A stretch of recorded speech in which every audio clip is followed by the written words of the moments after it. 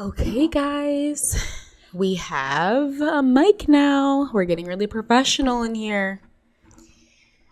So, once again, if you guys have made it to episode 3, I just want to say thank you for all the love and continued support. I'm not going to have a super long intro like I did last week, but I do just want to place a very large trigger warning on this episode because we do go into some gruesome details around the autopsy. I will try to spare you guys the very, very, very gruesome details, but it does get heavy. I am going to do another Q&A at the end of this, as well as kind of like a debrief. I feel like me reading what I've written is good. I don't have the attention span to try to tell the story from my brain, but I do think that does give me kind of like a space to be more engaged with you guys versus just reading off of the pages. So I do want to do like a little debrief at the end and just speak on some topics that I feel like we touched on in the reading. So, I'm still new to this. So if you guys end up liking that more, I really, really, really would appreciate some feedback so I can, make this more entertaining and engaging for you guys while also keeping the purpose of why I'm doing this alive. And a big part of that is because I'm trying to create a community for those of you who have gone through similar things or just things in general that you don't know how to speak on, or you don't have the support system to do so, or you don't even know where to start. So I want to be engaged with you guys. I want to hear your feedback. I want to answer your questions. So without further ado, let's dive into episode 3.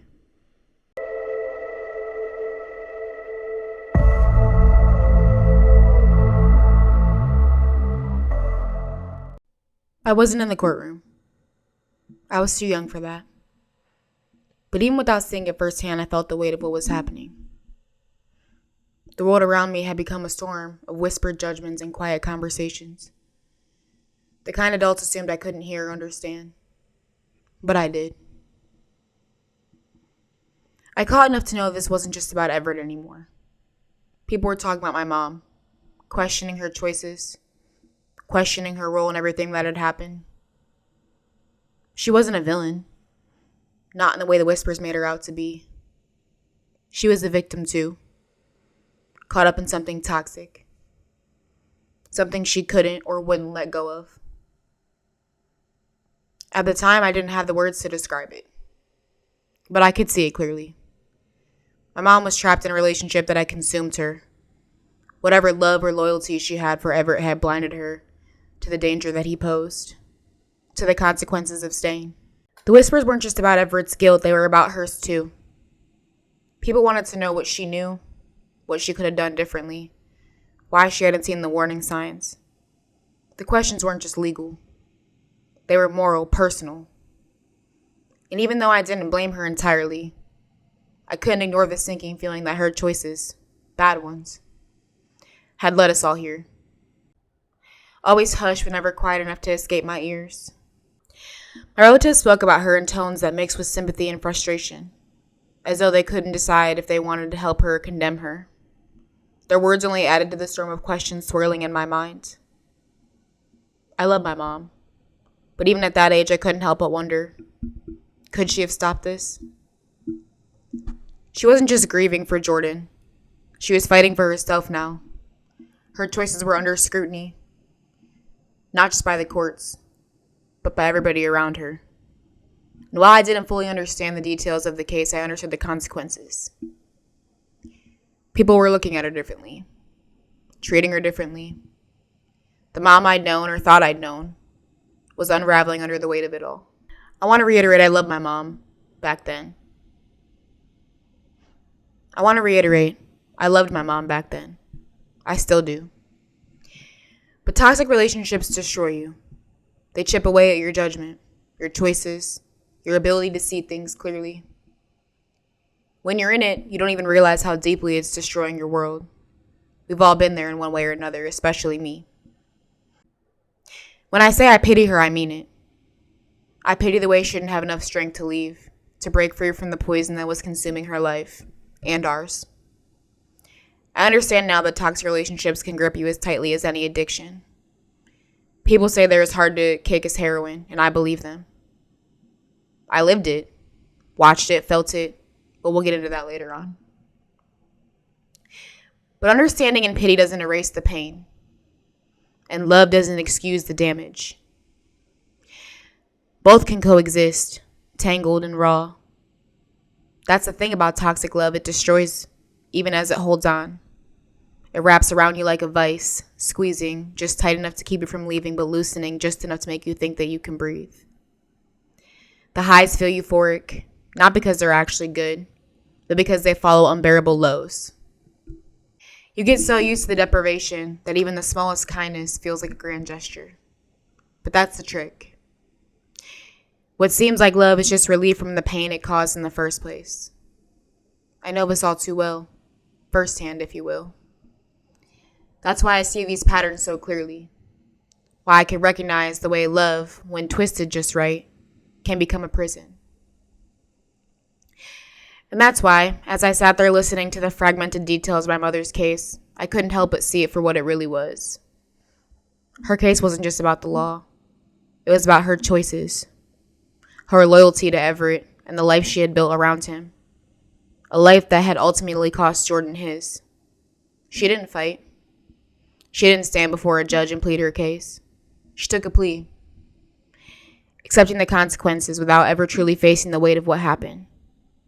And as I tried to make sense of all of it, I realized this wasn't about what she had done or failed to do.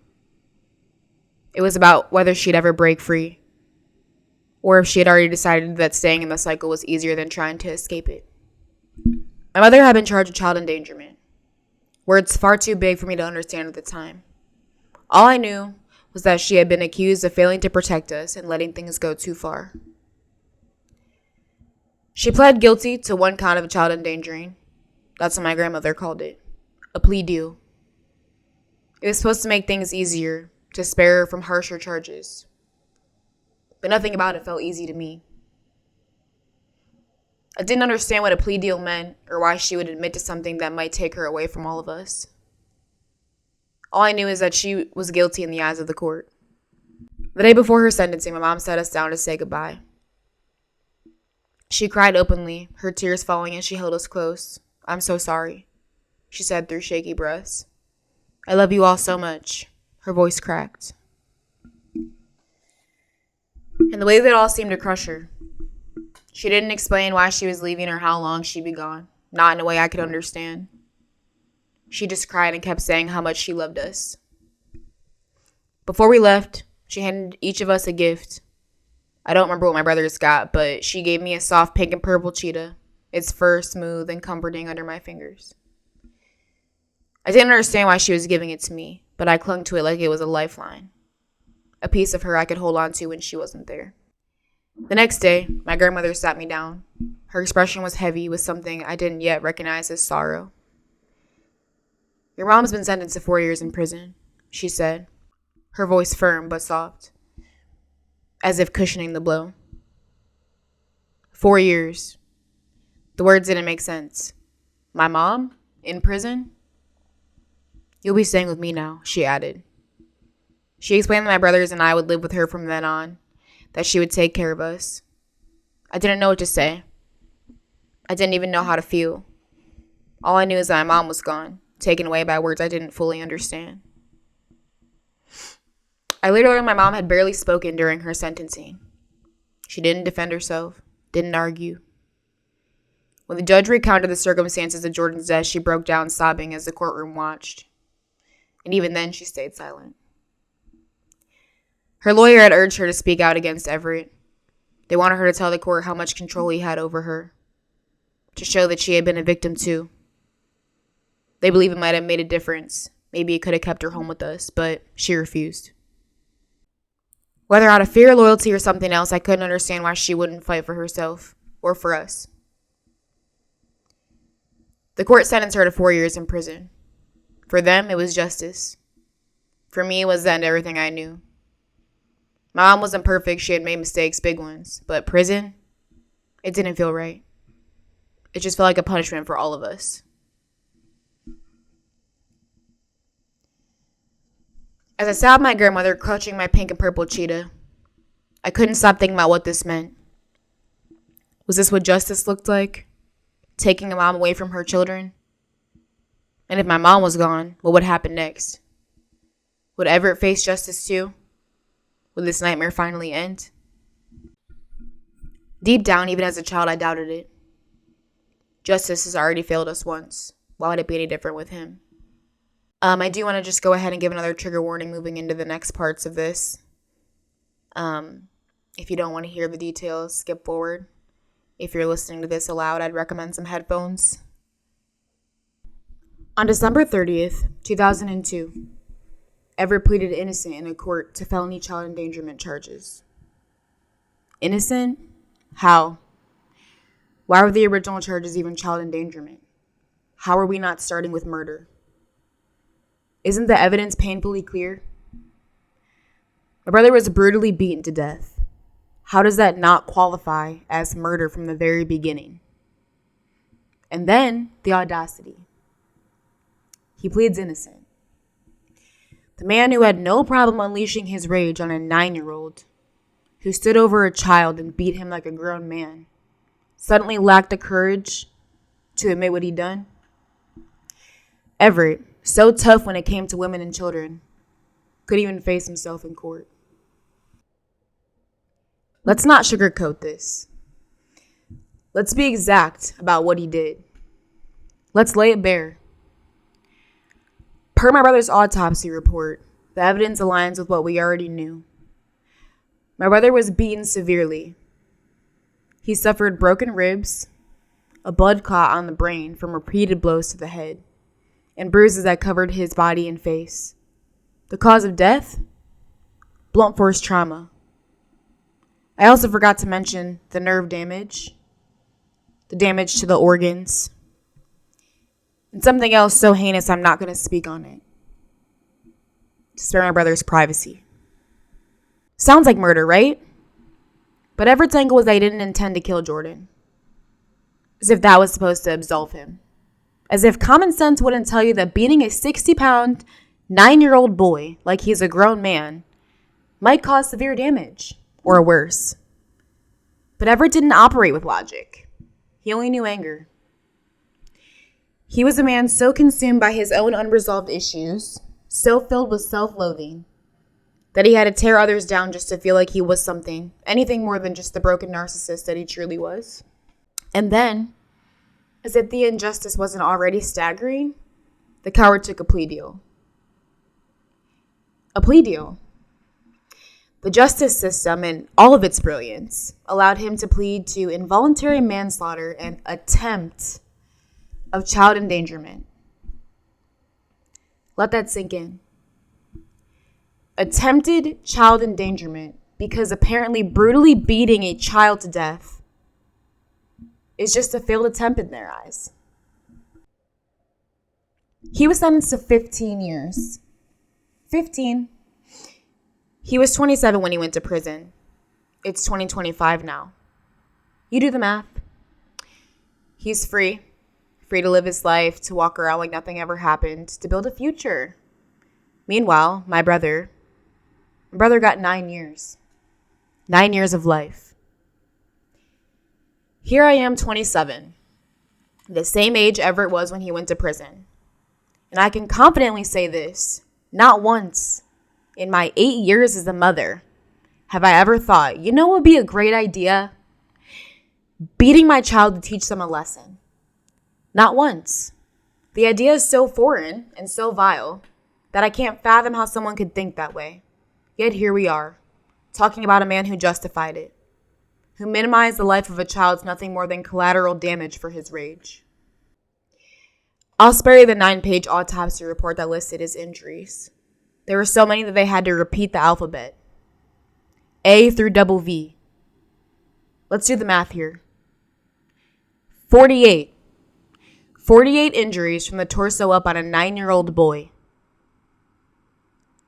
4 48 injuries, 4 broken ribs, 1 on the left, 3 on the right. That wasn't even the worst of it. But I'll stop there because the details are too much. What I need people to understand is this. No matter how you look at it, this wasn't a whooping gone wrong. This man brutally beat and tortured my brother. How he wasn't sentenced to life, and how the public didn't erupt in outrage like they did when Casey Anthony walked free, I'll never understand. My brother deserved better. He deserved justice. And do you want to hear something even more insane? Because my mom was charged with actual child endangerment. Everett's charges, when all is said and done, don't even count as violent crimes. That's right. A charge of child endangerment qualifies as a violent crime. But involuntary manslaughter and attempt of child endangerment, those don't. That's right.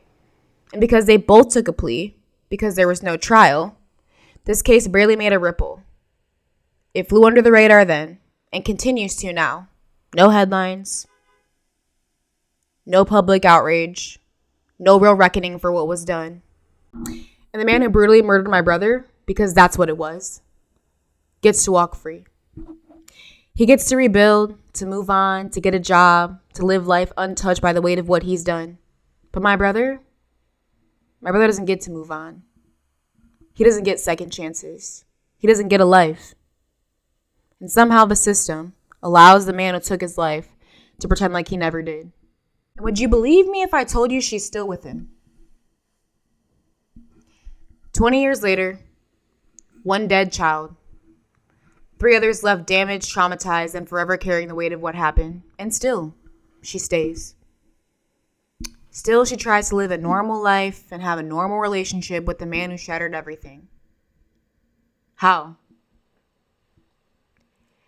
How does a mother read an autopsy report detailing the unimaginable injuries inflicted on her child by the man she chose? Injuries so severe, they strip away any notion of accident and still sleep beside him at night. How do you hold your child's lifeless body in your arms and then turn around and hold the hand of the man who put him there?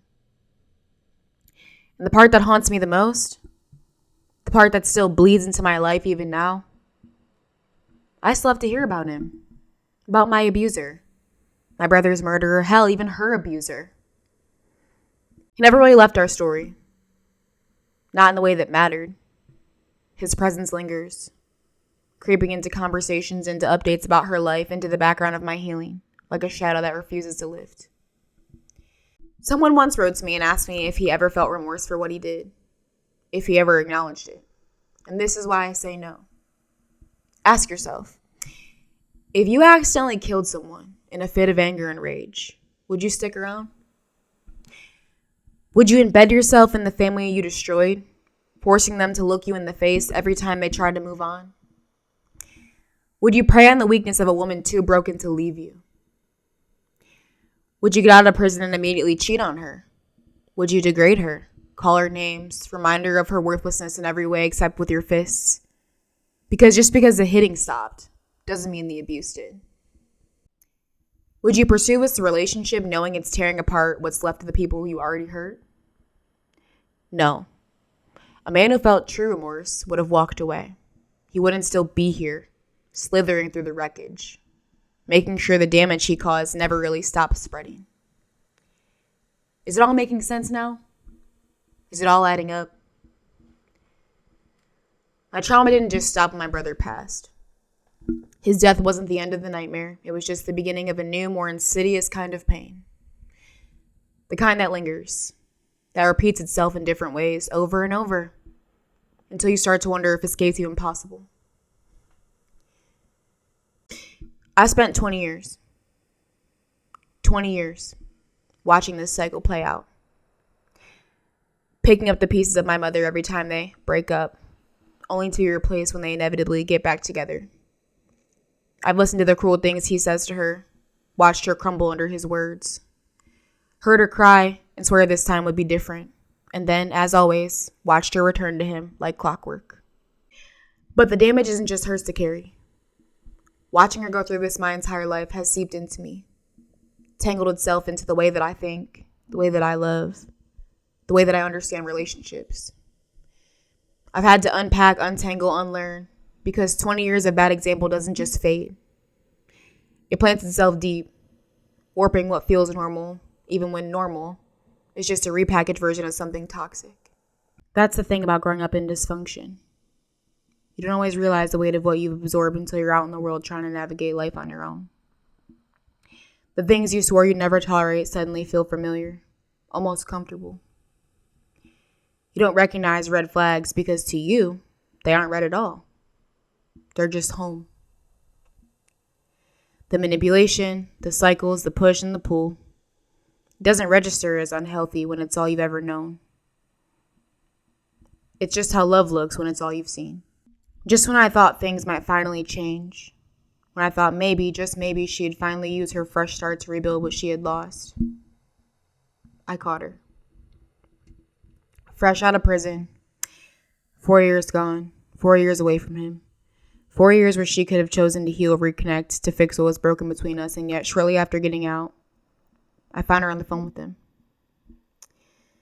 The first time I ever caught her, but it wouldn't be the last.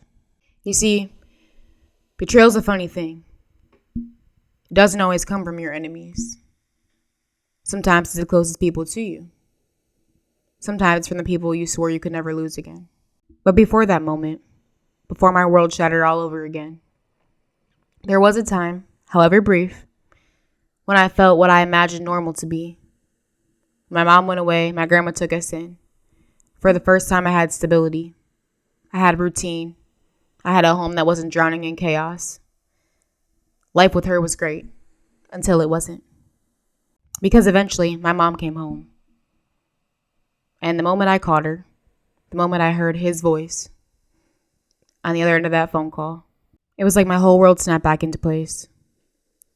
Back into the version of reality I had spent years trying to escape. The version I had finally started to believe I could leave behind. We'll get into that next time. The calm before the storm. The way life finally felt safe until it didn't.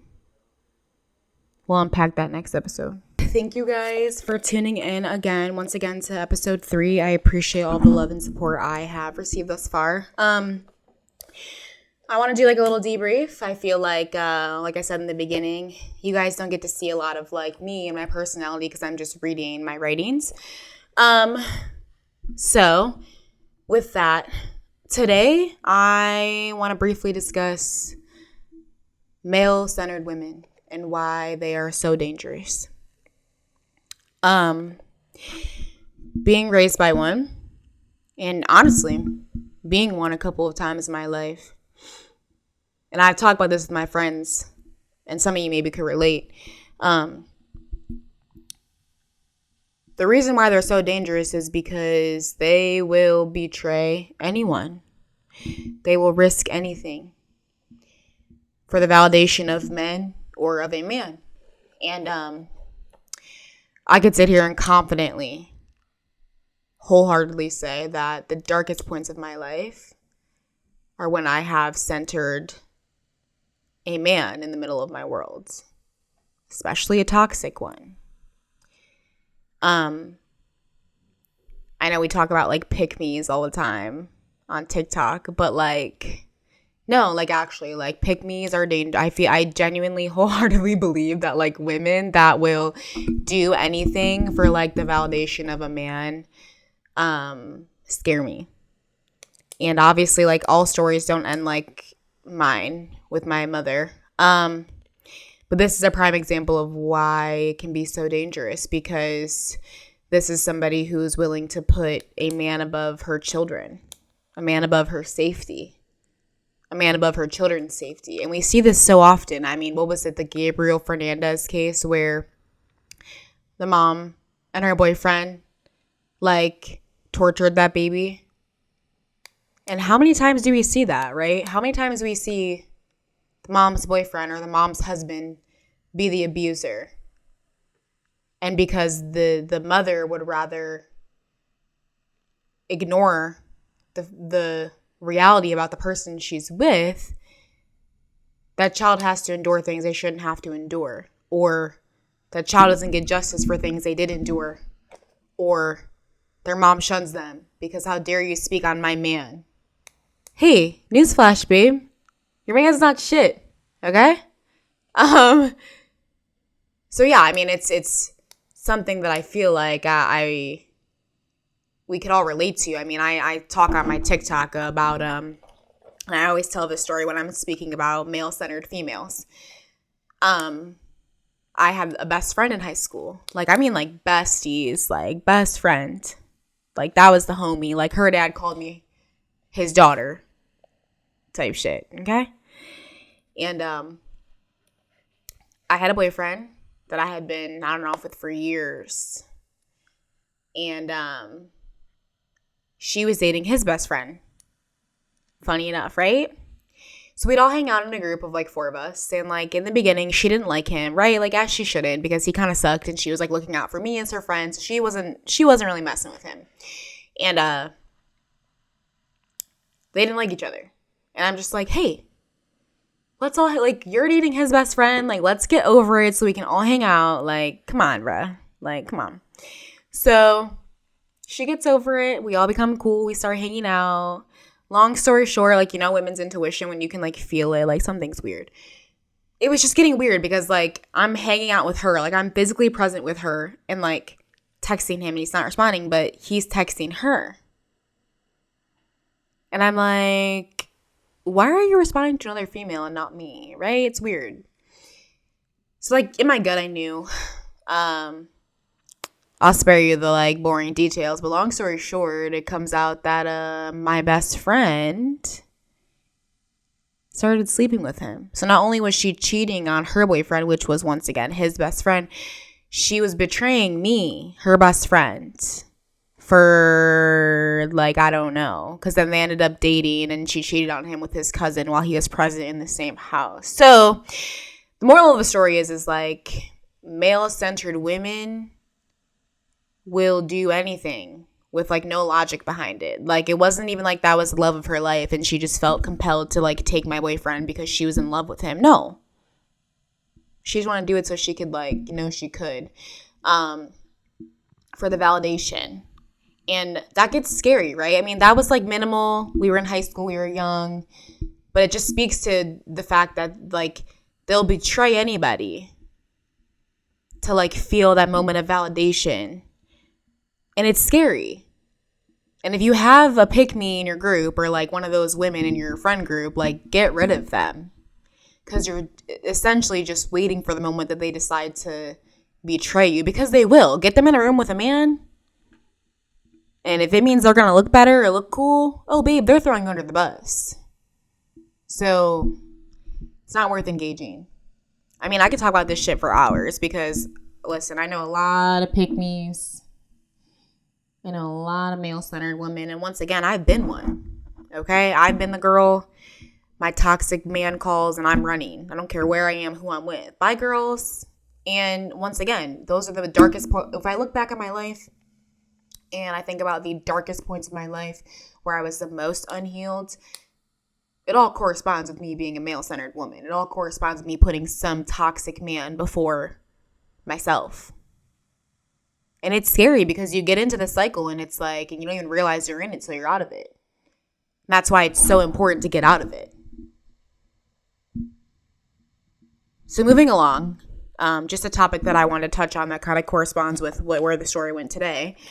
I have some questions that people wrote in to ask. So let's answer those. Okay. So number 1, is this your hardest loss? I feel like all losses are hard.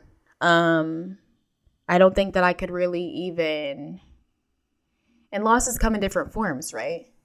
Like, I would say I have lost people in my life that aren't even dead, you know?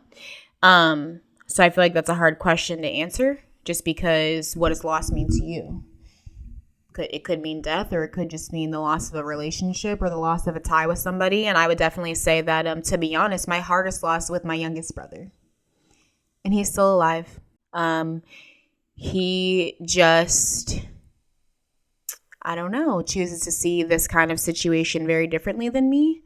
Part of me believes it's because he was shielded from the actual details of what happened his whole life. So for him, this is like a betrayal. He feels betrayed by me speaking out on this, which to an extent I understand. But my younger brother was my best friend and got me through a lot, and I got him through a lot. And as the stories transpire, I speak on myself getting into some toxic situations, and he's had to bail me out a couple times. And, you know, I've had to be there for him a couple of times, which not counting favors. But the point is that we're very close. And I feel like out of everyone in my life, he probably knew me the best and I knew him the best. And I feel like that's a hard loss for me just because we were so close. And I did value my relationship with him. And it makes me sad to kind of see him not turning out the way that he is, but just surprising me, I guess, in his journey and, you know, how he's living his life. My brother passing away, obviously, yes, that's a hard loss. But I was so young, and I feel like the aftermath with that particular loss affects me more than the actual loss, if that makes sense. But yeah, I mean, at the end of the day, though, life goes on. So, you know, moving on. Am I still in contact with my other siblings? So in tandem with what I just spoke on, so my older sibling has special needs. So he's 32, but I mean, I would say he's probably more equivalent to a 12-year-old. Like he's, you know, he has special needs. So he'll never be mad at me for anything because he just is, you know, in his own little world. But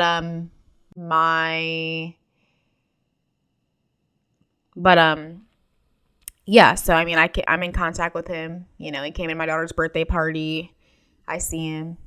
My younger brother, we don't speak. One thing about me is like if I feel like somebody I care about self-destructing, I gotta back up because I can't stick around to like watch you destroy yourself or your life. So I took a step back from him in July, and then when I started posting all this stuff, he's upset about it. So we don't speak. Once again, one point in my life, that was my best friend. So it does kind of, you know, hurt, suck. But at the end of the day, life goes on. Unfortunately, it's more important for me to speak out on this story than it is to maintain a relationship with somebody who doesn't value me anyway. So that's kind of where I stand with that. Was my brother's story ever made public before I started doing episodes? So yes, you can Google it. I'm not going to give you the names to Google or what to Google. If you find it, great. I'm not going to put that out there. But there was news coverage when it first happened, and then they did cover like what the sentences were for both my mom and her boyfriend after that happened. But outside of that, no. Which isn't that crazy because I would like, this is like, once like, no offense, not to like minimize what happened to Kaylee Anthony. It's terrible. It's horrible. Anyone that does anything to a child, for me personally, I feel like needs to like, I don't know, do life or like worse. My brother's case, if you read the autopsy report, is like literally insane. Like I almost wish that I didn't read it because I think about it every single day and it's so sick and twisted. And the fact that like he's out living a normal life and that this didn't get like the public literally outraged blows my mind. Blows my mind. So it got a little coverage. I wish it would have got more. And I feel like maybe if it did get more, we would have had harsher sentences. If it were up to me, I'd have the man retried for murder because that's what this actually was. But it's not up to me. I'm just here to tell a story and answer questions and heal and try to move forward and raise awareness at the same time for my brother. So that's that. Is talking about my grief publicly giving you relief, even though some of your family's issues with coming out about the situation? I wrote this down weird. So basically they're asking me is this providing me relief even though some of my family is upset about me talking about it? Absolutely. I think that a big part of healing is watching who you surround yourself with. None of my family, at least the ones who are upset about this, are in a space to be clear-headed enough to even really speak out what their actual opinion is. You have to remove yourself from a situation to see it clearly, and the people who are upset about it are still very much submerged into the situation, so they're not going to see it my way. They're going to see it their way. Because when you're unhealed, a lot of the times you can't see things from the outside because you're still in it. So what brings me relief is all of you guys and your messages and your support and the questions you're asking and the engaging. I had somebody who DM me, can you call me? I just need to talk to somebody. Of course. That's bringing me relief. Using my brother's story to help you guys and engage with you guys about what you're going through, because some people don't have anybody to talk to. That's bringing me relief. Talking about it, letting it out, it's bringing me relief. Writing about it, bringing me relief. And I'm at a point in my life where it's support me or don't. Support me or don't. Because the people who do support me, I appreciate you. It's just kind of my life to live. And I haven't always been this way. I talked to my therapist when I first started seeing her for a long time about how it was so hard for me to cut relationships that weren't benefiting me. So hard to leave situations that weren't healthy. And now I'm at a point where I feel hey, either get with it or get lost, babe. So, that's kind of that.